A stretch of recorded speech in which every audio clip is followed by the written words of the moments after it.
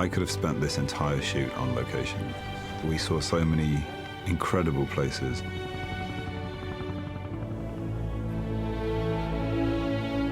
I know I'm a Kiwi, but I have to say I cannot imagine making these films anywhere but this country. Amazing. Wherever we went, it was an extraordinary experience. And here we were making a film. Go, go, go! A New Zealand film, The Hobbit.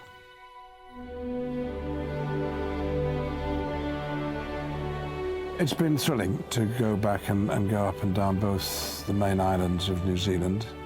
And we began in Hobbiton. When we first discovered the location, Hobbiton, back in 1998, there were 3 geographical things that made us choose it as Hobbiton. We needed a distinctive tree set in rolling hillside, ideally with a little lake and a hill behind the tree rising up to give us the position of bagging. It looked like Hobbiton. You know, it just looked like a place where people actually lived and people worked. The highlights have definitely been watching Hobbiton from the air, which is something that I don't think was really done on Lord of the Rings. Seeing it like this kind of living model village, it was just extraordinary. The original Hobbiton set was built out of polystyrene, and even though we had to take it away, which I thought it was a shame, it actually wouldn't have survived. Of course, doing The Hobbit now, it gave us the ability to rebuild Hobbiton out of permanent materials. And it's been made to last out of materials that aren't going to deteriorate, and we can carry on showing people what's involved in making a movie. People who've seen the films can go and relive them by actually knocking on Bilbo's door. Or you can just look and see there's no having to finish the illusion. It's just here.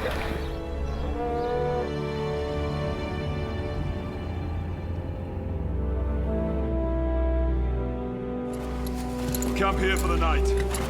Billy, Killy, look after the ponies. Denise Bluffs is its volcanic activity has brought the rock up out of the ground. I mean, there's these huge shafts of rock. It looked like something from Jurassic Park.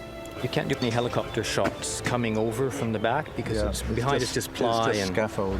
But it'll all come out, I think, in a couple of weeks. And then there's going to be a permanent one put in place for as a tourist attraction. The beautiful rock formations, cliffs, and then down, down, down into the most incredible bush. It seemed ancient. There were lots of moss on all the great rocks. It seemed incredibly old. It's a lot of native bush in that area. It's a stunning location.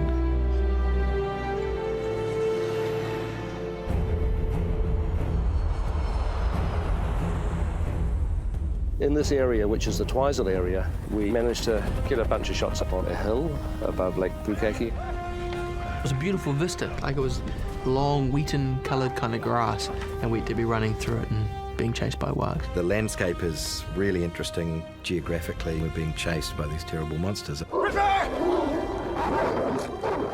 It's just everything you could hope for in an epic adventure. I took a photo that I sent to some friends.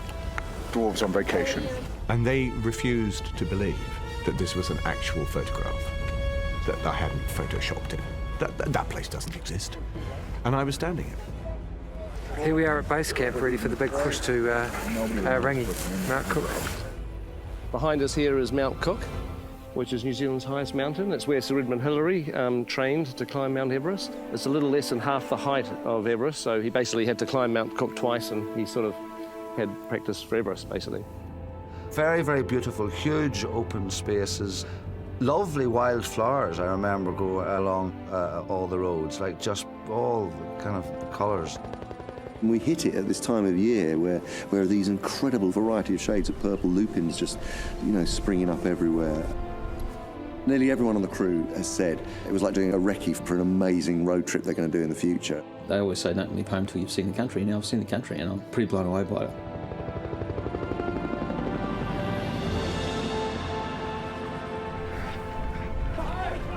So, Strathtyre, central Otago, a pretty remote location. We wanted to use this location primarily because it's a chase through the rocks, wags, after the dwarves. So I love the idea of doing a chase that was that spread out over a huge landscape.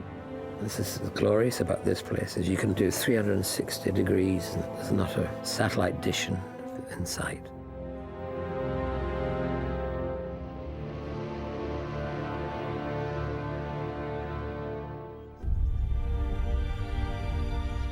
You know, when we all went to Queenstown, I'd never been there before, and it was just astonishing. I mean, a beautiful jewel, really at the kind of the bottom of the world.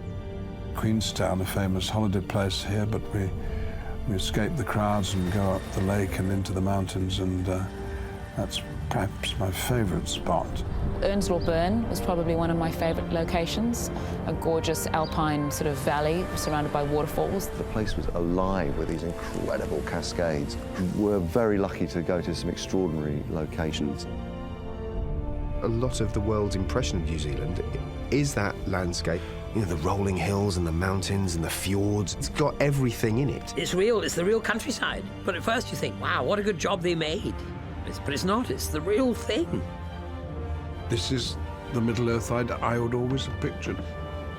Meanwhile, the backdrop is so beautiful, people will think it's CGI. It looks too perfect. You can use that as an advert for New Zealand if you want.